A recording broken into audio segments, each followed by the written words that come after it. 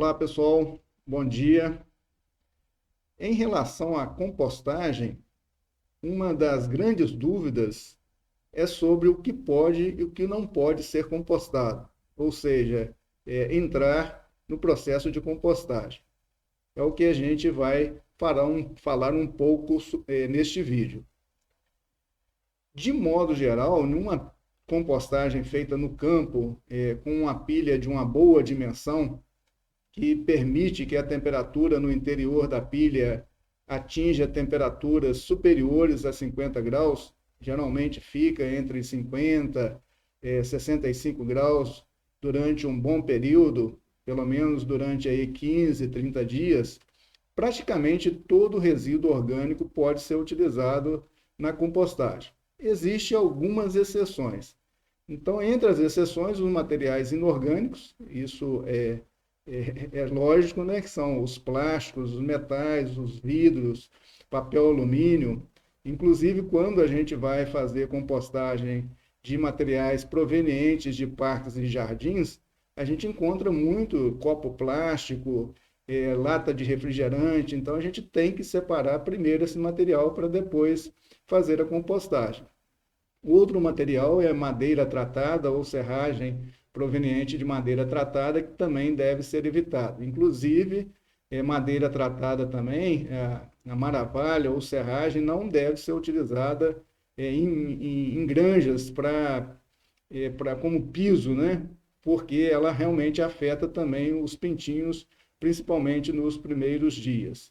Folhas de jornais e revistas, em função da tinta, né, utilizadas em desenhos, em escritas, podem conter algum componente químico também indesejado, então deve ser evitado.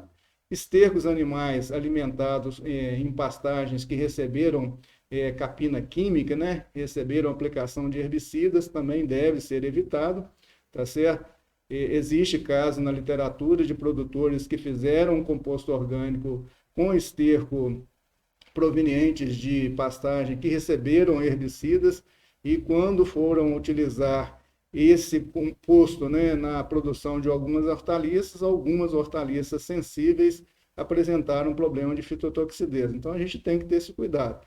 Então o cuidado maior em relação aos resíduos orgânicos é em relação à presença de algum contaminante químico. Fora isso, praticamente todo resíduo orgânico pode ser utilizado. Com relação às fezes e urina humana e de animais domésticos, elas podem ser utilizadas na compostagem, inclusive em muitos países, produtores fazem composto orgânico com esses materiais e utilizam na produção de alimentos. Mas a gente tem que ter uma garantia, né, que no processo de compostagem ocorram temperaturas elevadas, né, principalmente superiores a 50 graus, por um bom tempo para a eliminação de micro-organismos patogênicos, como a Escherichia coli, a salmonella, entre outros, né? Então a gente tem que ter essa garantia. Já em composteiras domésticas, em vermicompostagem, as temperaturas ficam baixas, não atingem altas temperaturas. Então a gente deve evitar utilizar esses materiais em compostagem domésticas e vermicompostagem. As minhocas são muito sensíveis, né, a temperaturas, então na vermicompostagem o ideal é que a temperatura fique entre 13 e 27 graus, né?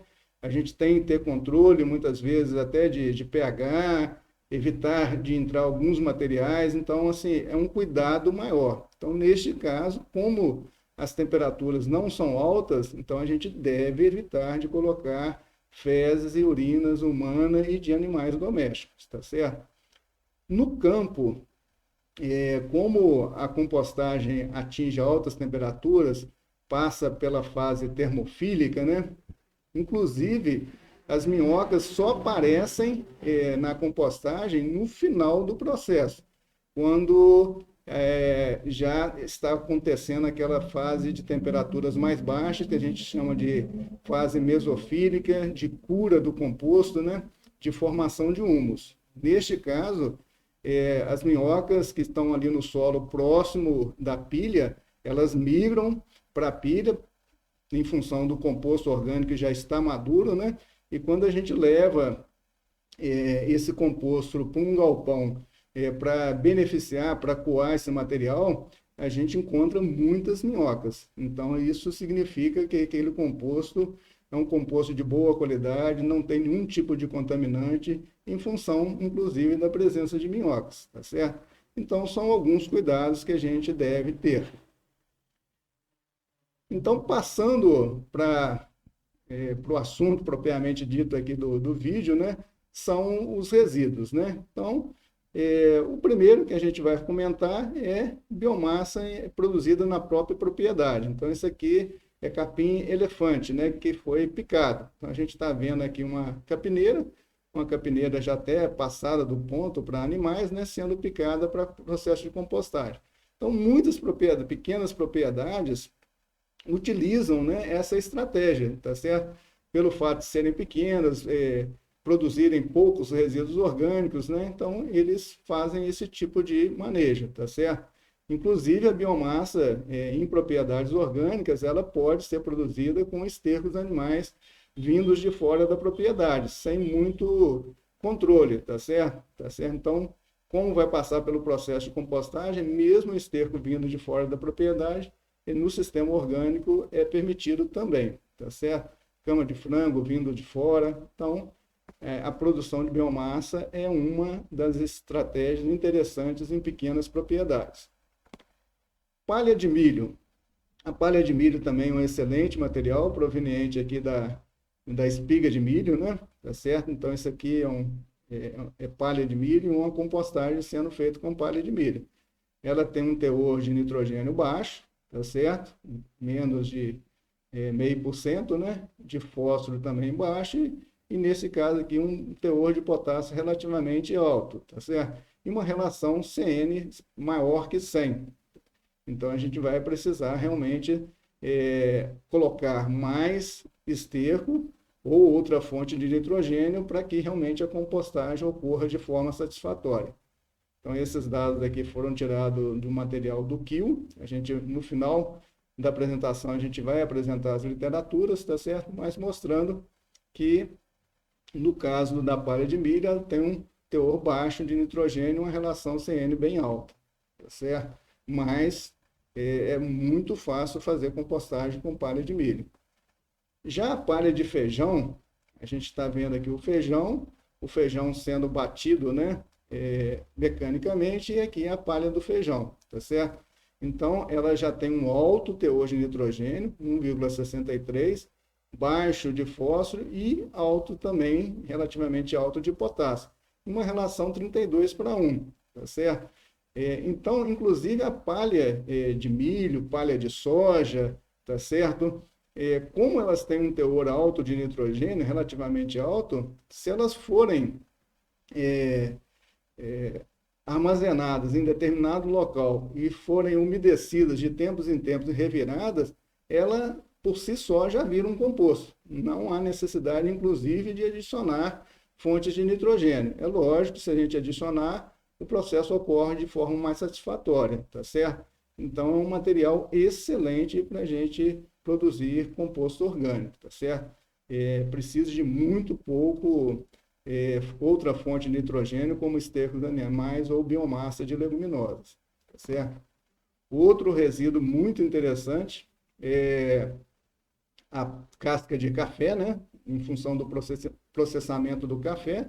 Então, aqui a gente tem, né, um monte, né, de casca de café, tá certo? E ela também apresenta um bom teor de nitrogênio, tá certo? Um bom teor de potássio e um baixo teor de fósforo.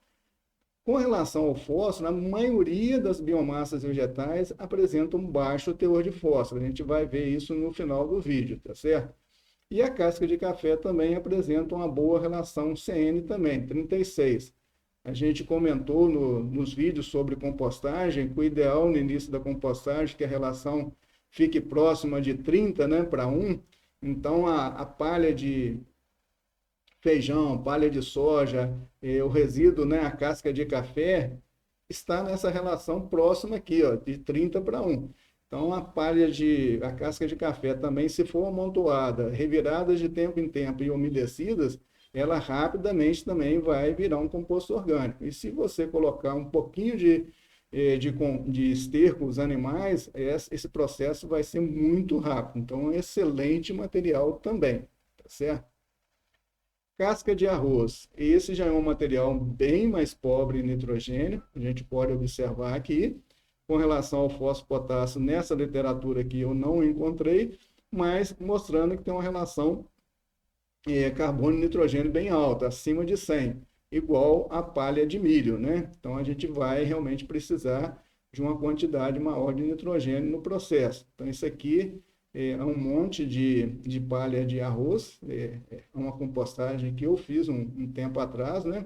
Isso aqui é um processo de compostagem de casca de arroz com cama de frango. E funciona muito bem, dá um composto de excelente qualidade.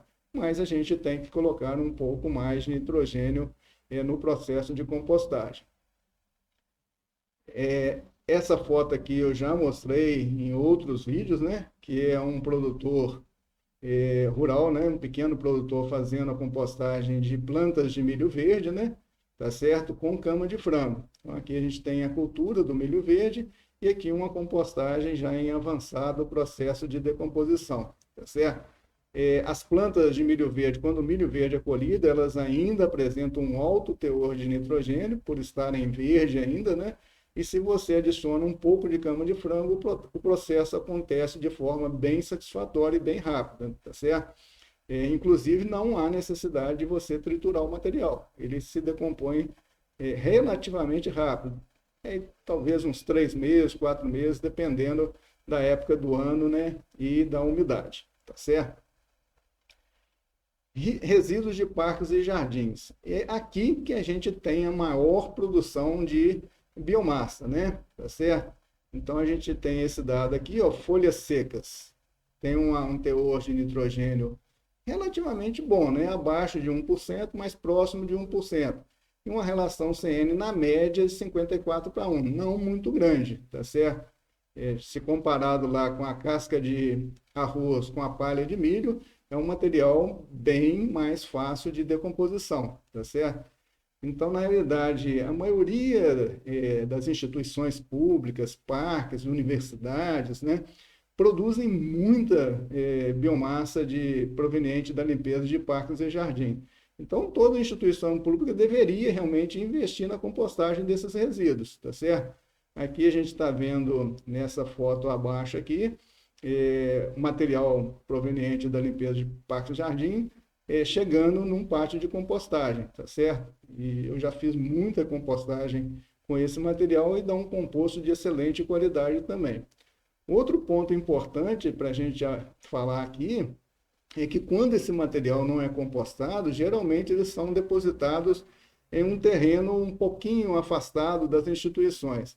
Porém, se esse material tiver um acúmulo muito grande desse material e esse material não for umedecido, ele muitas vezes entra em combustão espontânea. Então a gente vê muitos depósitos de resíduos orgânicos fumegando, soltando fumaça, incomodando a vizinhança, né, em função dessa combustão espontânea. Isso ocorre com muita frequência em depósitos de resíduos orgânicos onde não existe um certo controle, não se faz compostagem, tá certo?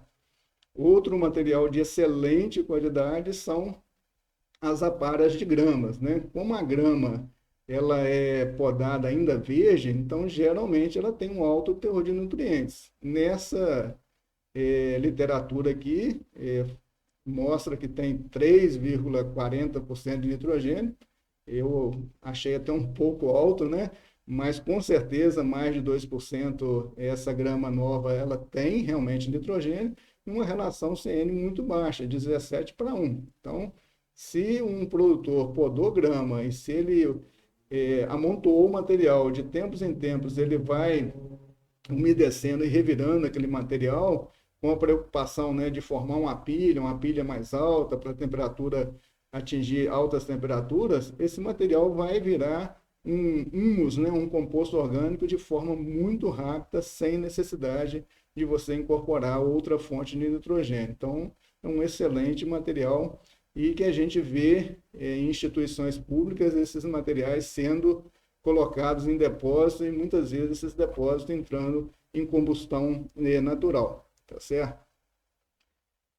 Com relação aos resíduos orgânicos de parques de jardins, só em termos de curiosidade, né, é, é a presença de coletores desses resíduos orgânicos. Então, isso aqui é numa instituição pública, né, tá certo? Uns coletores de concreto, aqui esse terreno é inclinado, então na parte superior ele é fechado para evitar que as águas da chuva levam esse material, e na parte de baixo aberta para entrar com carrinho, com lona, com resíduo de material, tá certo? Então esse aqui é de concreto. Esse aqui é no Brasil e aqui é no Central Park, nos Estados Unidos. Achei muito interessante que é uma rede, né, plástica, né, e móvel, muito barata, né? Então, como nos países de clima temperado produzem muita folha durante o outono e inverno, né? Então, em vez de todo dia o caminhão estar lá para pegar esse material, eles são acumulados e de tempos em tempos são levados por caminhões para outros locais. Então, é uma forma simples, né, de você juntar material e de forma muito barata, bem interessante, tá certo? Com relação aos coletores de concreto, que eu comentei anteriormente, né, eles podem ser produzidos em módulos. Se você tiver muito material, você vai aumentando a altura e acumulando material.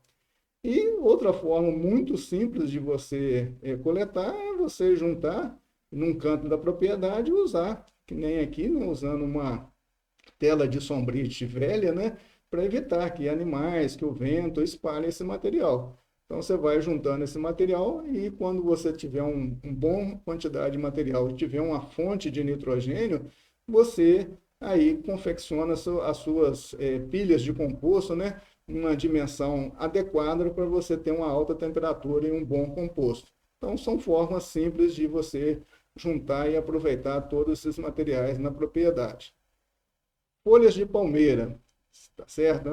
Geralmente elas têm realmente uma grande dificuldade de decomposição, tá certo? Principalmente pelo fato de elas serem muito grandes, né? Então, a área superficial específica é pequena, né? Então, o ideal é o quê? É picar o material, tá certo? Então, se você não tiver uma picadeira na propriedade, então pode ser feito isso, inclusive, com facão.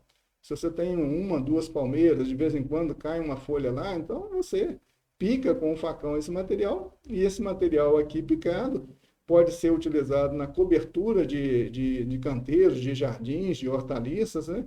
E pode entrar também no processo de compostagem. É lógico, certamente tem uma relação CN muito alta, muito carbono, né? Mas vai ajudar também no processo e você vai aproveitar todo o material, tá certo?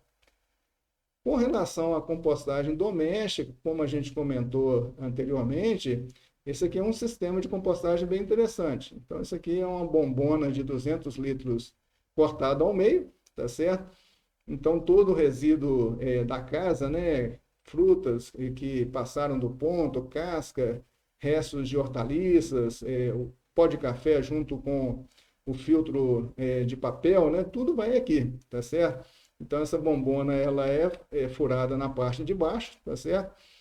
E à medida que a gente vai colocando os materiais, a gente coloca um pouco de terriço, né? Então, tipo a serrapilheira. Então, a gente tem, nesse caso aqui, tem uma planta, uma frutífera, né? Que produz muito frutos e os frutos caem no chão. Então, existe ali muito resíduo, os micro-organismos estão o tempo todo ali. A gente raspa um pouquinho daquela terra superficial debaixo dessa frutífera, né, e coloca aqui. Então, isso vai realmente acelerar muito o processo de compostagem. E nesse caso aqui, como os resíduos de alimentos têm alto teor de água, não precisa de molhar, não precisa de reverar, é simplesmente colocar e proteger, tá certo? E nesse caso aqui, realmente as temperaturas não atingem altas temperaturas, então a gente deve evitar realmente de colocar fezes humanas, fezes de animais e tudo mais. Qualquer tipo de material que tenha algum contaminante de micro-organismos patogênicos, tá certo? Então aqui essa bombona está numa área debaixo de uma jabuticabeira, tá certo? Inclusive até esse resíduo que está aqui, ele pode ser utilizado para inocular na compostagem, tá certo? E a gente protege com a lona plástica para evitar o excesso de chuvas, tá certo? Então, é uma forma muito simples de fazer, tá certo? E aproveitando todo o resíduo, aproveitando esses recipientes plásticos que a gente tem na propriedade, tá certo? Com relação a fontes de nitrogênio, né? Então a gente já publicou um vídeo mostrando, né, compostagem sendo feita só com biomassa, utilizando o guandu e a glicídia como fonte de nitrogênio. Funciona muito bem. E aqui a gente tem duas leguminosas. Aqui a gente tem o Lab, tá certo? Que é uma leguminosa anual, você tem que plantar todo ano. E aqui a gente tem o guandu, tá certo? Que é bianual. Ele fica no campo durante 2 anos e está próximo a um pátio de compostagem. Então, uma estratégia interessante é você produzir leguminosas próximo ao pátio de compostagem, porque na ausência de estercos animais, você aproveita esses materiais. Quando a gente tem leguminosa anual, a gente precisa plantar todo ano, precisa ter um planejamento, né?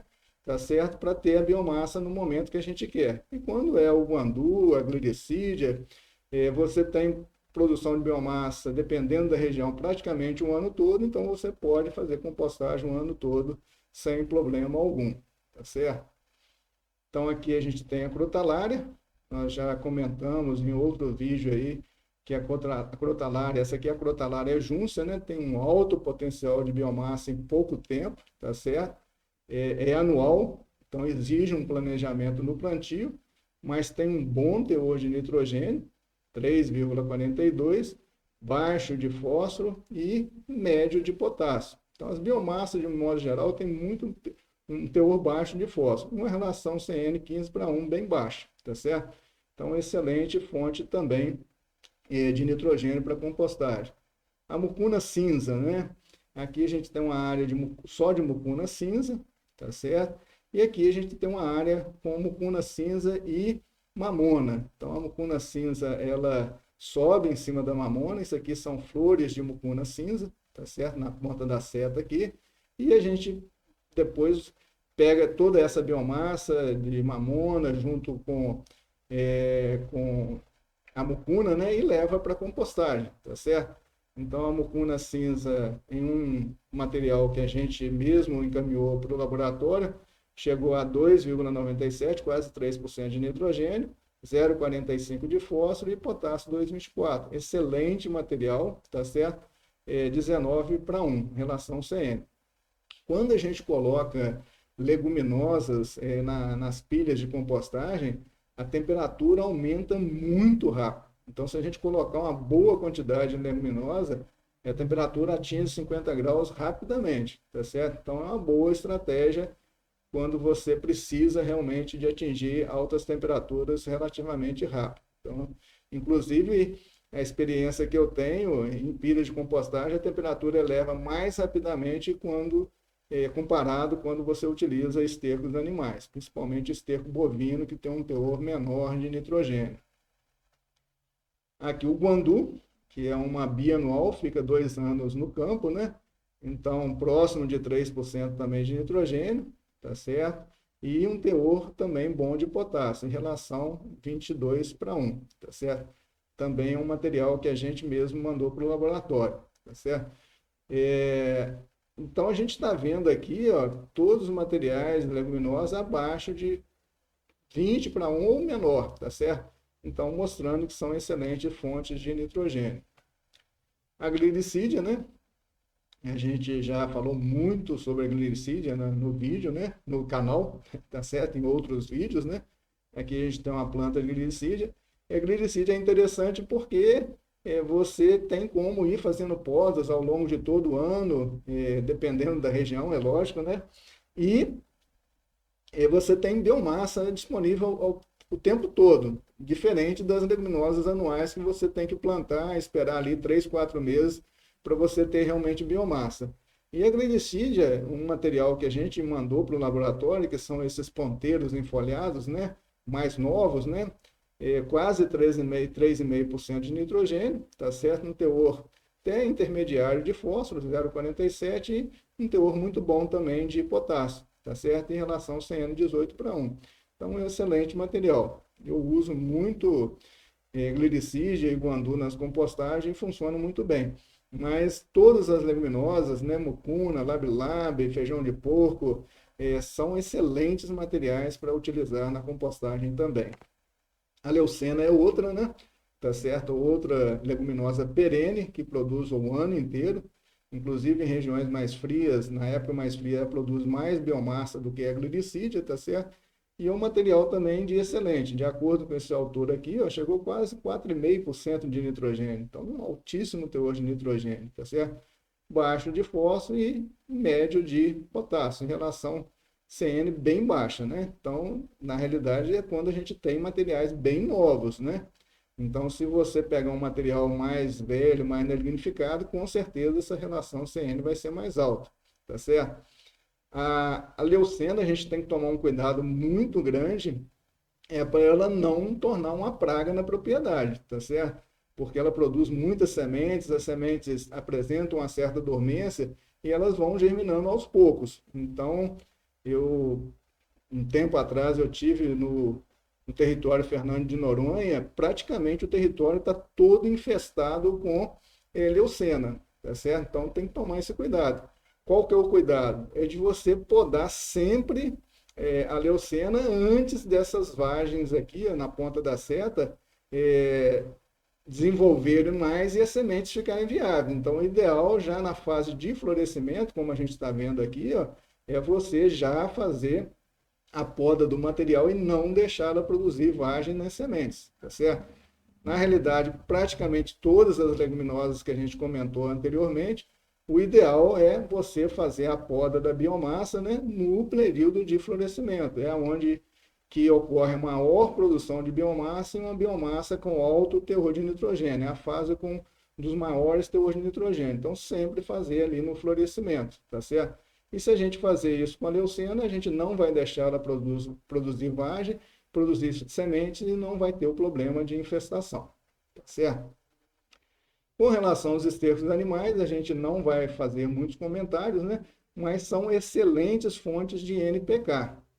Então, a gente vê aqui um teor de nitrogênio maior que 2, muito bom, tá certo? Principalmente o esterco de galinha, né? Fósforo, muito bom. Então, comparativamente às biomassas, os estercos animais têm de 5 a 10 vezes mais fósforo do que a biomassa, tá certo? E potássio também valores intermediários. Então, os estercos animais são excelentes adubos orgânicos, tá certo? Uma relação CN também bem abaixo de 30, excelente fonte de nitrogênio.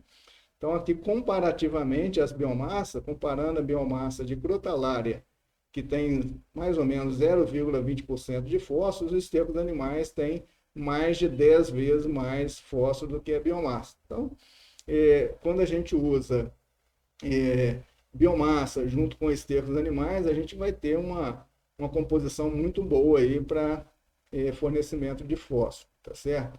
Mas a gente tem que realmente aproveitar todo o material.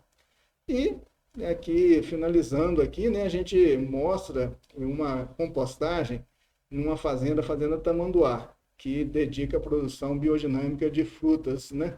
Tá certo? No município de Santa Terezinha e da Paraíba.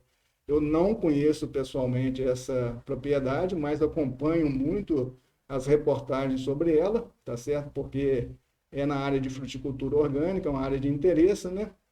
E ela emite de tempos em tempos jornais, né? E reportagens. Em uma dessas reportagens que eu peguei há bastante tempo atrás, eles apresentaram esse tipo de compostagem. Como eles produzem muita manga orgânica, então, e no Nordeste a manga é podada todo ano, eles usam galhos de manga triturados, misturado com uma leguminosa nativa de lá, que é chamada jurema, tá certo? Junto com esterco de gado. Então, uma mistura de 2 partes de galhos de manga, mais jurema, mais esterco de gado, tá certo? Então, aqui eles colocam um teor maior de nitrogênio, né, juntando uma leguminosa com esterco de gado, certamente pelo fato dos galhos de manga ser mais lignificados, com menor teor de nutrientes, então precisa realmente de um teor maior de nitrogênio para fazer a decomposição desse material. Eles enriquecem esse material ainda com a rocha presente lá na região, que é um MB4, uma rocha muito rica em silicatos, tá certo? E fosfato natural. E além disso, eles utilizam outros dois resíduos da propriedade, que é o soro de leite, porque a propriedade tem integração agricultura e pecuária, eles produzem leite, produzem alguns produtos lácteos, né, orgânicos, como queijo e iogurte, né? Então, ocorre a produção muito de soro de leite. E cinza da caldeira, que é utilizada no laticínio, tá certo? Então, mostrando, né, que o aproveitamento de todo o resíduo na propriedade, tá certo? Outros exemplos que a gente tem de agricultura orgânica, numa escala maior, é a fazenda Amway, que produz acerola orgânica, né, para produzir cápsulas de vitamina C orgânica, bagaço de cana. Eles utilizam muito bagaço de cana, não, desculpa, o bagaço da acerola que é esmagada lá no processo, né, tá certo? Junto com esterco de gado, tá certo? Que eles também têm integração com a pecuária, né? A Agropalma, que tem áreas de produção de dendê orgânico, né? Também produzem composto orgânico. A Ecocitrus também que é uma cooperativa de produtores orgânicos do Sul, que dedica à produção de sucos de frutas orgânicos e óleos essenciais orgânicos, né? Inclusive para exportação.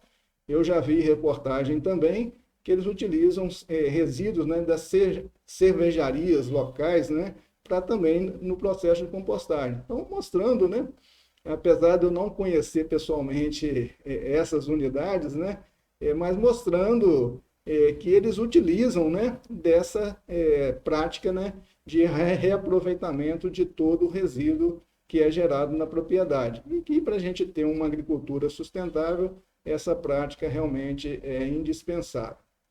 Aqui a gente tem uma foto de uma compostagem industrial, então, quando é feito em grandes escalas, geralmente eles utilizam galpões, né, para proteger as pilhas, para não ter nenhum impacto ambiental, e nesse caso as temperaturas, né, atingem altas temperaturas, porque as pilhas são altas, né, tá certo? Então, toda a reviragem é feita com material. Inclusive, nessas compostagens industriais, eles utilizam, inclusive, vísceras de animais, resíduos de abatedouros, né?